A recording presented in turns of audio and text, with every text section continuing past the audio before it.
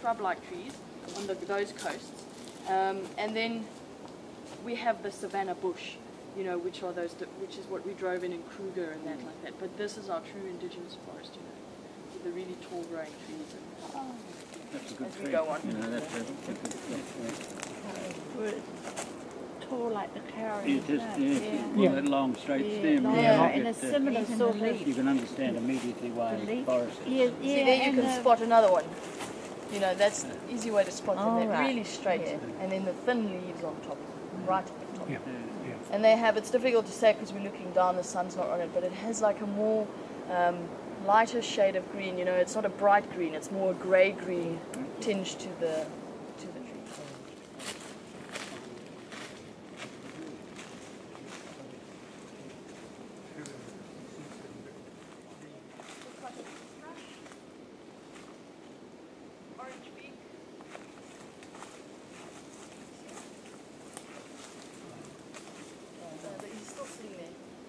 Straight up, you see this long thin branch going up? When it gets to the top and it starts to stretch, there we go.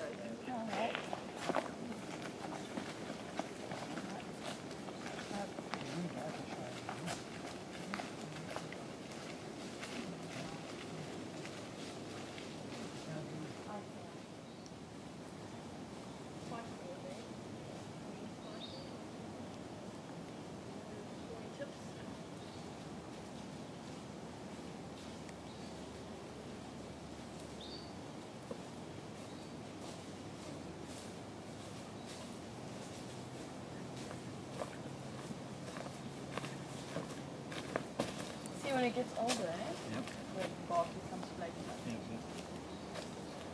Even though he was bonded.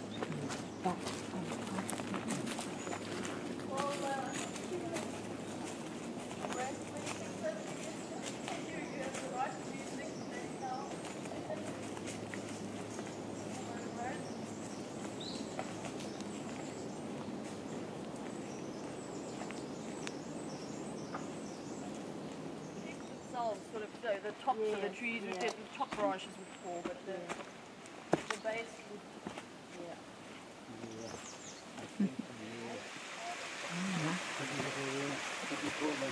And careful of the mossy patches on the stones, just so that you don't slip. What do you call them? The fungi? Yeah, fungi, yeah. I'm sorry, I'm not sure what their specific name is. This is a wobbly branch. Can you do that? My throat? Yes. Right, thank you. Can you do it with your knees left? Yes. And we declared this Max protecting the native spider. True. Thanks for that, guys. That's right. I just couldn't bear to break him. They're all classified as fynbos, but it's amazingly diverse vegetation. They say, for instance, that the 60 square kilometre area of the Table Mountain Reserve has more variety of flowers than the entire United Kingdom.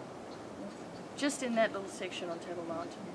But it's a huge area. It crosses through the garden route, and we have some of it going up the west coast as well. And it's really hard. We're trying to, people are trying to protect it because of the diversity.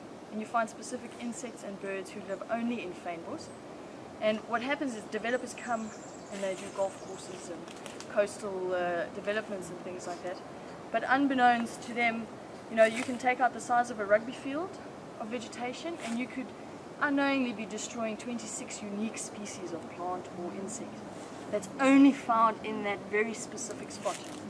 And rooibos, the tea that we drink, falls under fynbos. So up here, that says fynbos garden. Yeah. In there, Some of them who are adapted to different areas to live in. So we have the savanna elephant, which is what we would have seen up in Kruger and there. And then in Namibia you get the desert elephant. And then in the forests of Central Africa you get the forest elephant. Now we used to have forest elephants in these forests many years ago. I think the last one died in the early 90s. And unfortunately the reason why they died was, destruction of habitat, man coming in, destroying them, killing them. Of course the forestry workers and that would have come up against them and so on. They were slightly smaller than your savanna elephant, because there was one bull elephant left who was a forest elephant, and they were hoping that he would show interest in the females and maybe start breeding, but he never showed any interest. So they're not sure why, but because it's the same species at the end of the day, but he didn't show interest, so they took him away. So there are no more forest elephants in these forests. And there's lots of lovely stories written about some of the people who lived in the forest.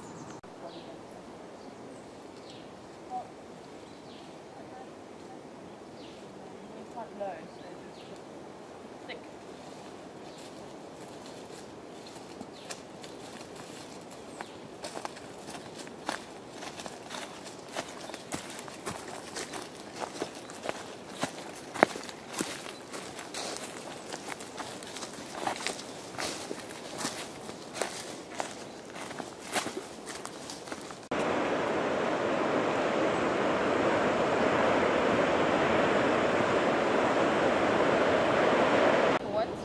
And then on this coast we have two. We've got the Tsitsikamma hike and the Otter Trail.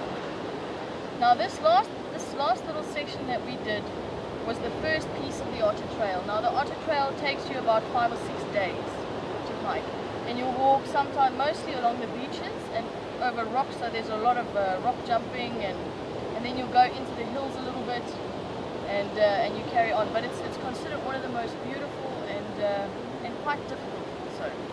Tramp.